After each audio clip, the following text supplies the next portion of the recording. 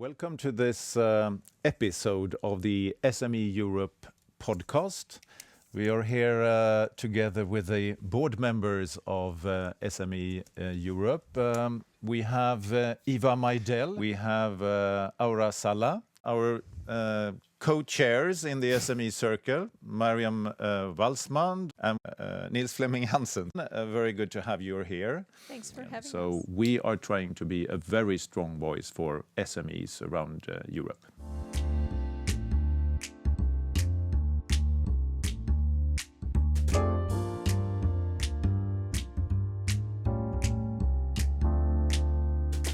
First of all, let's discuss what has recently happened in the Parliament. We have had a lot of issues that is important for small and medium-sized enterprises.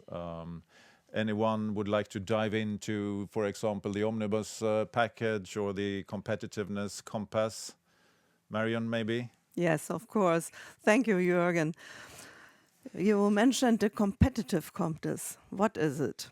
The competitiveness compass based on recommendation from the economist Mario Draghi. And it identifies the actions needed to boost the EU competitive standing on the global stage. And it is one of the issues what was mentioned in the last weeks in every session, in every meeting. And we have to discuss what are the things we have to change. And remember, at Davos 2025, the European Commission President Ursula von der Leyen announced a new roadmap of the EU. And in this new roadmap, in the center, is this competitive compass. And that's some components. And these components we have to discuss, and we have to organize meetings with our SMEs in Europe. What should we change to achieve lost bureaucracy and better working condition for the employments? Niels Flemming Hansen, what do you say? Thank you. Well, I think that you're touching upon something very important here. What is also important is that we have the competitive compass, and then we have the omnibus, two different things. But a lot of it is the same as well. So I think what we need to find out in Europe is what is our blue ocean? What do we need to develop a lot on? We're discussing a lot on green transition, and in some countries they're talking a lot less about the green transition. I think this is something that we should revolve and look into, and how can we boost that as being our blue ocean? I'd like to add the fact that we now have a competitiveness compass. I think that is a very good thing, because I remember at the start of the last mandate when I was a newly elected member, and competitiveness was not really on the agenda. So I think it is a very good thing that we actually are speaking about competitiveness and how we can improve the situation for small and medium-sized enterprises. That is the first step, and I'd like to acknowledge the fact that the Commission now is pushing this. There are two big things from the Commission. It's competitiveness and it's security. And I think we European institutions are on the right track. We're speaking about the right issues. And of course, from the SME Europe, we are pushing these issues even further. Aura, you would like to jump into on this? This might not be so popular comment, but I have to say that I think we have focused a lot on SMEs in recent decade. The problem is that we are not focusing that much on our mid-caps and scale-ups. And of course, the aim of these SMEs that we are here also promoting is to become scale-ups and big companies, right? So there are a couple of things where the Commission didn't get this right, I think. There are still too many reporting obligations. And also, if you're looking at many of the regulatory packages, it might target bigger companies. But isn't the aim of these SMEs that they will scale up and grow? So they need to have this, everything in place when they grow, that they can report back. So this is one note that I would like to make. And then also, we are still lacking of risk financing in the EU. We all know that we are leaning towards bank loans too much. So this is one thing that I would like to highlight. And what SMEs are saying throughout the continent is that they need talent. They need to have talent also from outside of the EU and make sure that brain drain doesn't happen in this continent. Let's go deeper in many of these, I'm sure, in this conversation. Very good. I couldn't agree more. Reporting issues, finance issues, and issues regarding talents. That's what we need to focus on. Anyone that would like to comment any of these? Remember, I spoke about Mario Draghi, and he mentioned one thing, and that's in the life of our small and medium-sized enterprises. 30,000 legislative acts in the last period. That's 7 per day. That is too much, and it shows the bureaucracy of our institutions. That's too much for small and medium entrepreneurs.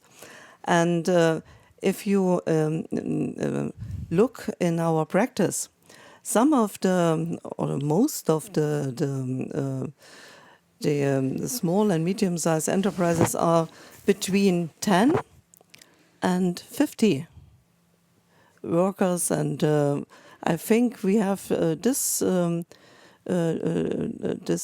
question of bureaucracy, too much bureaucracy in the middle of our interest. I think what we are also trying to say here as SME Europe is basically that over the past couple of years, all those many legislative files, they have become too prescriptive and too detailed. So you can chart a part of what do you want to achieve and where do you want to get European economy, but you don't necessarily need to do it in such a prescriptive way. And I'm glad that the EPP approach has been not just towards simplification, but also more meaningfulness, giving the companies to figure out their own innovations giving the companies their own way to innovate in order to grow, and not prescribing how that innovation should exactly happen. Very true, Eva. Niels Flemming. I think you touched upon something very, very good before, because you touched upon getting the right people at the right time for the right jobs. And that is of great importance. I used to run my own business before I entered politics. Now my wife runs it, and it does a lot better now. And I have to be quite honest, finding the right people for the jobs is a huge problem. For us, it hit with Corona. When that hit us and hit Europe, getting back afterwards was really, really hard concerning getting the right people. And one of the issues is that you hire people for jobs which they're not trained to. So you simply pay too much to test something, and you spend way too much money, and you throw a lot of money out that way. So we really need to look into education, and education throughout your whole life, and not just something you do before you start working. I think that is of great importance if we want to keep a balance getting workers into our companies, no matter what companies they are. I agree, but I'm not totally sure that all of the education, and you're probably not suggesting this, that all of the education should be governed from the European Union. No. It's of course a member state issue, but what the European Union has a very important role to play is of course in the internal market. To make sure that we can attract talents from each other. And we all know that the internal market is, I would say it's a crown jewel of the entire European Union, but it is not yet functioning in every sense it should be. With all the international turbulence that we have at the moment, we have to push the internal market even harder, to integrate it more. I think, Aura, you spoke about the financial situation. That is, of course, one part. The talent is another part. There is a lot of things that we can do to improve the internal market. I mean, after all, Please, Eva Maydell. after all, the internal market is our biggest strength as a continent. And I think it would be foolish not to fully remove as many as possible little obstacles that are there. That would only help the economy and the business. So indeed, more focus on how to remove. And sometimes it happens through legislation, but that's exactly the sort of legislation that we need, that enables and removes those barriers in order for our companies to scale. Exactly. Eva, And yeah. I would say the harmonization is the key word here for the single market.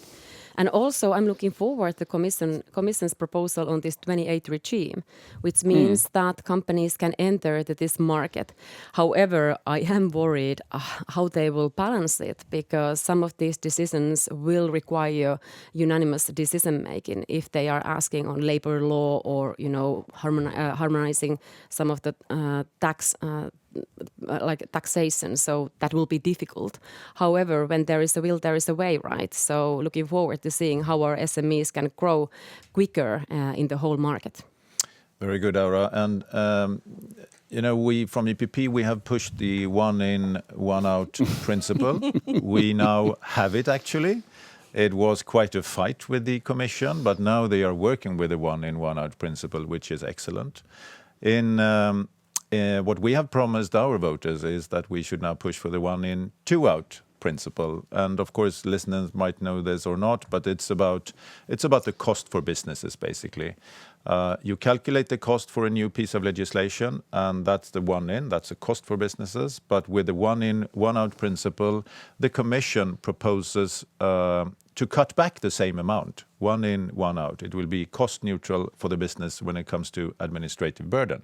Fantastic. And EPP, we think this is good, but not enough. We are saying one in, two out, meaning that for each euro you add, you should withdraw 2 euros. That's how you step by step increase the competitiveness of Europe. And, we have spoken about this before. We should push for one in, 27 out. There you go. Because that is really the harmonization. You have 27 different member state rules, and if you harmonize that into one rules, then you truly have simplified for businesses. Niels Flemming. Well, I love when you say that one in, 27 out. So, and I think it's good. I also think it might be a bit unrealistic in some points. I agree. Speaking about the labor market, which we were talking about just before. So in my country, I used to work with this. There are, on the labor legislation, there are 28,000 different laws. 28,000. Imagine navigating in that. So everybody needs to do a serious cleanup. I think that would be a very, very good issue. And if we can help them tell which detergency they need to use when they clean up, that might be good. But we need to make it simpler for our customers to do business with us. And right now, these customers can be our countries, 27 of them. How do we harmonize things? And I think there are ways to be done, but I'm not saying it's going to be easy. I think the reporting is the main issue. It must be easier. And we have tools from KI and such other technologies we can use and make it easier to fill in. And I have a talk to a European business at last, and they show me that he has to fill in more than 100 pages for a financial investment. It's too much, I think. And it's not necessary in our time. We must be quicker and efficiently and so on. Very good. In our company, we have one person hired to do reporting. One person, and that salary goes directly to the bottom line of the company. So that is a lot of expenses that we use on that. We are in retail, so I can tell you the money that we make are very, very small. So the only ones who are happy with these legislation, that is lawyers and accountants. I think it's very simple, Aura. Thank you. So I fully agree on this, and I hope that we see much better proposals this term from the Commission, or not new proposals at all. But one thing that market doesn't like is that if we have uncertainty, and this is where we got this all wrong, is now that we are pulling back some of these obligations that we ourselves put there, right? So I'm fully there with you that we need to cut reporting and also withdraw some of the legislation. I would say I wouldn't shine away from deregulation either. However, when the companies already put places on this kind of one person who are dealing with reporting, we need to be careful how we do this, right? And what is the time frame and so on. But one thing that the Commission got right definitely is that they withdraw some of the regulations that were put in the pipeline that were not yet decided by the co-legislators. So that is a good way of withdrawing some unfortunate proposals, and hopefully also of course these reporting obligations. But this market needs also certainty. Yeah, sure. Eva? I was just going to make maybe a little bit of a general comment what we as EPP and SME Europe stand for. And speaking about the reporting obligation and how companies have to, a small company allocating one professional just to do reporting, the more you're bogged down in reporting obligations, the more you have to fill in paperwork, the less time you have to create, the less time you have to think about your next step as an entrepreneur, as a business. And hence we end up widening the gap for innovation. So if we look at it this way, we as EPP, I think, very clearly know where we stand, and we've stood there for quite a while, that we want to make it easier for those that have ideas to bring them to the market. But it's not always been easy to collaborate in the Parliament. I think it's important for the purpose of this conversation to explain that there are various groups in the European Parliament, and some of them stand for more obligations and for more reporting because they believe they would better protect society. We, in the same time, think we need to somehow find the right balance, make sure our citizens are protected, or consumers or customers, but in the same time make it possible for companies to be able to do what they're there for, to do business. But Eva, you said it also earlier correctly. I think that the targets should be there, right? But then we leave also this to the companies, our business, to decide or the nitty-gritty details. And this is definitely where the EPP stands. There's no doubt we need to leave the targets, and then we have to see if there are other ways towards the targets that we can take. Do we have a roundabout or something we have to drive through to get there? But I think going back to what you just said before, Eva, that yes, there are parties to the right of us who just want to tear the whole thing down. And there are parties way to the left who say, okay, we take all the legislation that we have and we keep it because we don't want to change anything. So we, together with one or two other parties, are the defining parties in Europe and regarding how do we look forward. Because there has to be a balance between what do we legislate on and what can we take back. But also there needs to be some rules, or else it'll be Wild West, and we can't have that either.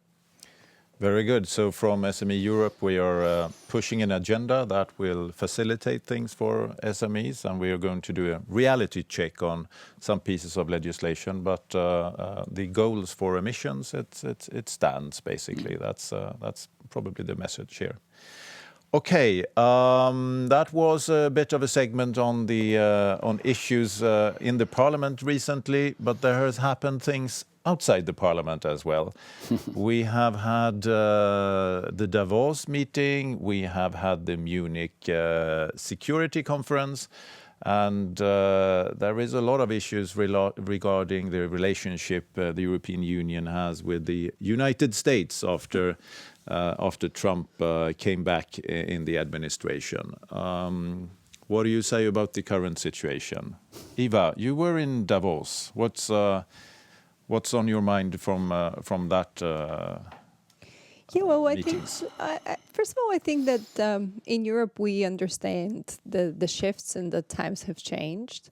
I think what's important for us to to figure out is, are we in the era of strategic competition over collaboration, and where do we stand, and what does this mean for our continent, but also in particular for this conversation, for our SMEs.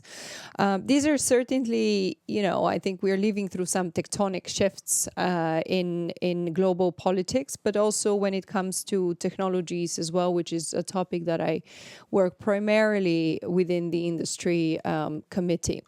I think it would be helpful if we look in an optimistic manner where those geopolitical challenges bring us. And I think they bring us to the point where we need to see this as some sort of a chance for Europe to think more strategically and to ask ourselves the question, what do we want to achieve? What is our goal? And achieving that goal, I think it goes beyond just labeling it, we want more competitiveness. I think it goes through answering certain questions. Are we in that race? Do we want to follow that race? Because it's a race about who develops certain technologies first. Are we going to be the one that follow and replicate? Or is it much better for us to stop obsessing with our weaknesses and follow our strengths and see where our strengths as a European continent are. But that requires, I think, the understanding basically how to adapt our European economy to those new technological developments and the new technological revolution, which is ongoing and keeps with a stronger and faster pace. And answer the question, what does this mean for our startups? What does it mean for our scale-ups and for our industry? And this is where I think if we believe we have a strong industry in Europe, if it's one of those areas where we are strong, I think first and foremost we need to ensure that our startups, our innovations effectively contribute to modernizing our traditional industry. Right now we see a very big disconnect by those that develop, usually startup companies. They fail to systematically integrate their solutions into the established industrial sector. I think without this connection being strengthened, being worked on, the productivity and competitiveness will remain limited at our continent. The second point links to funding, which was already mentioned. Developing some of the more advanced startups, particularly in the AI space, has to have certain structured pathways for integrating those innovations, again, to scale into the broader economy. So I think if we manage to achieve those two, linking the technological advanced startups with industry, ensuring that there is capital for scaling, because this is the one area which is very clearly shown in all the reports that are out there where we've missed an opportunity to help companies to scale. I think we can lay some sort of a good foundation where European SMEs and the economy as a whole can, adapt to the new wave of technological revolution. Tech is not just for tech. Tech is to empower our industry. Well said. Aura, you were in Munich as well. I was in Munich, and I have to say that I have a quite gloomy perspective now to our economy and security situation. Also coming from Finland and coming from the big tech world. Putin said 10 years ago that who is winning AI race will win the world. And Europe is definitely losing this game. There are a couple of things. We don't have data. We don't have that risk financing. We are lacking of talent and we are lacking of single market, and we have over-regulated our market.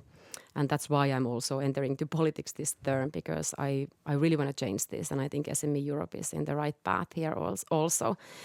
The thing is that we need this tech ecosystem with the United States because it requires a lot of data. And I'm speaking about metadata and traffic data, not personal data. That's secured if you are looking at the GDPR and so on. But the thing is that we need to do this in cooperation, no matter who is in the White House in the US, right? But at the same time, we need to secure Ukraine's win, and that will require immediate capabilities to Ukraine. And let's see what kind of talks we will see today. But Europe needs to be able to deliver. Like I'm talking about hardware warfare now to Ukraine immediately. And then we need to look at member states. And these were the debates we were having in Munich, right? So it requires cooperation within companies, SMEs, bigger companies, our industry, and then our national states, as well as with the European Union, to make sure that war ends in this continent and we can move beyond that. Very true. Marion? I have a short but clear headline. I have you seen in Munich and you in Davos, and I think it is time that we will react to protect the interests of European businesses. And that's the main task for us. And it's not only the businesses, only in addition the workers and the consumers. And we have to protect them from unjustified measures. And that's our main task. And the single market, you mentioned it, that's our success. Yeah, the biggest success we have. It is a force of us, and we have the single market and the trade relations from the single market in the world. It is a great chance for us, but the rules must be clear, and we have to win a good standing also with the government of the USA. Niels Flemming. Yes, so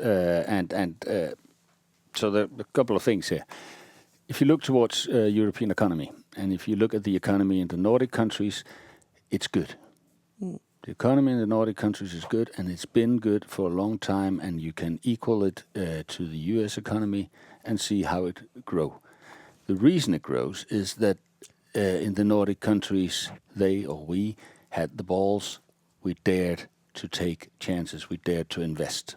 Some countries don't dare to invest. If I look countries south of the border to Denmark, I'm not mentioning any names, but it's not 5 years ago when I could visit part of that country where I'm not able to pay with my card. It's not many years ago that you could go into hotels and not have Wi-Fi. Those are simple and small things, but it shows that we dare to invest, and we need to do that. But regarding the issues on the US, I need to. I'm going over there next week, so I'd love to come back in the next podcast and talk about it. But what I think we're looking into is that we're looking into a bully who's sitting in the White House and driving politics like he was driving a business. So when he tells a country that he could be telling Denmark we want to buy Greenland. He could be telling Panama to that we want the Panama Canal. He's kicking in opening doors. That's what he's doing. I mean, look at the trade relations with Mexico and with Canada. He told the Mexicans, step up on the border and or else you get tariffs. So they stepped out at the border. But that was decided under the Biden administration. It's an open door that he's kicking in. So in Denmark we have a fairy tale on the big wolf that blows and blows and blows, but the house don't fall down. It's kind of the same thing here. I don't think we should be that worried. Of course we should be worried, but not that worried. Last time I went to the US was in February last year, before the European election.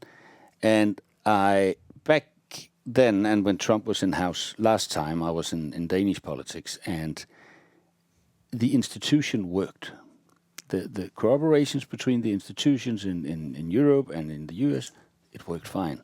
Now he has this Heritage Foundation people sitting there. So last time I visited them, I think their words were that they were very happy that we in Denmark now reached 2% of our GDP to defense. Now they wanted 3.5%, 4%, and I think one even mentioned 4.5%. And then, by the way, they still wanted us that 80% of what we bought should be American.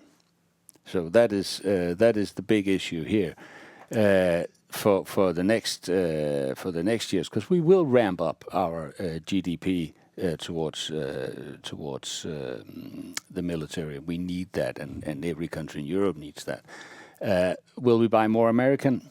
No, I don't think so. I think that we will look more into how can we buy more European with a fool sitting at the White House, because we're not trusting it.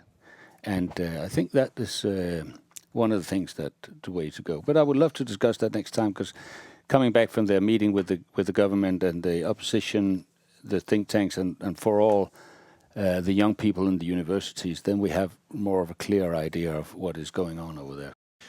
I think we should try to summarize this discussions. And I was walking here together with Eva. And I'd like to pick up something you said to me, and I'd like you to comment it, being on the more positive side on the message here, because we have a lot of good things in Europe as well. And it's important to remind ourselves that not being always on the negative side of the argument. And we are speaking about competitiveness now. We didn't do that before. This is a turning point, I hope. What do you say, Eva?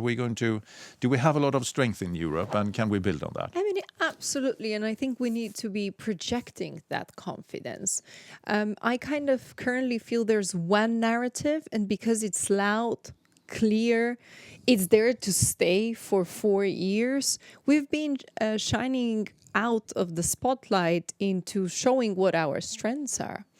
We should not forget that our American partners have some aims that require them to have Europe as a partner. One of their aims is, being better equipped, winning any type of war or race with China. They can't do it without us. It's simply not going to work. They can't do it with Putin. So they need us. And I think we need to more often play to our strength. We have a global trade surplus. We have experts of chemicals, machinery, one of the best in the world. I think we need to look into our strength because the more we project insecurity and are dwelled into our own problems, it would be difficult to convince the world that we are open for business. And so making sure that we make it easier for companies to invest, to attract them over here, making sure that not just one part of Europe grows, not just the Nordics, but the rest of Europe also finds the right way for economic prosperity would make a lot of sense. I think we are way stronger than we think we are. And it's important to play to those strengths, I believe, at these times, without being delusional, of course, and also accepting and admitting past mistakes. We need to be self-aware of what we did wrong as European Union.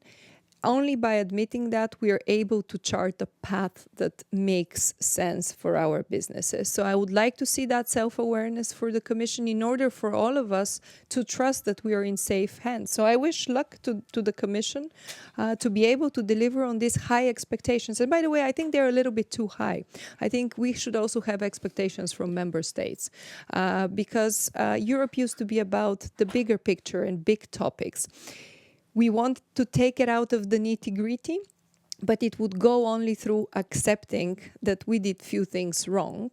Not necessarily us, because I believe we've always been standing on the right side of the way we should make policy as EPP group, but the Union as a whole.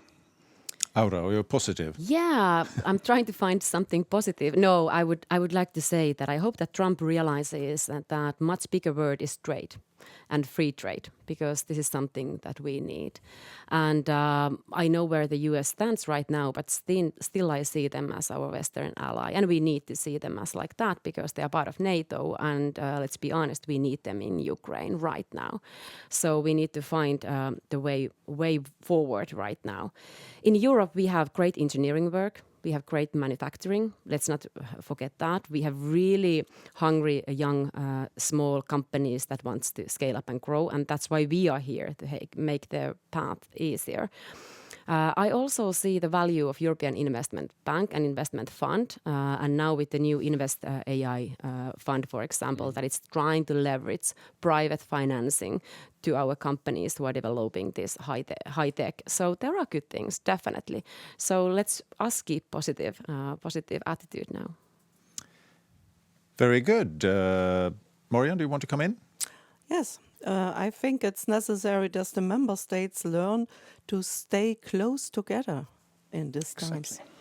And that's necessary to secure our achievements. And we have the best, you said it, the best engineers, the best manufacturers. And we have very good universities. And we have all that what we need to be successful in the future. But we have to feel our power and to use our strength. And that's necessary. Yes, I think that absolutely. All of you are very right. Jörgen, you started with saying 1 in, 27 out, and I love that sentence. And it brings me to my conclusion is that we in Europe as countries need to find out what do we want to do with this thing called Europe, and how far are we ready to go to protect this thing called Europe.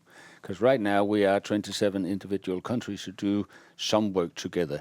But we're in a car, and I think we should see how long can we drive together, because it's very, very important that we stick together in these defined moments in time to stand against people trying to tell us that we are not good enough. So I think that is very important. How far can we go together?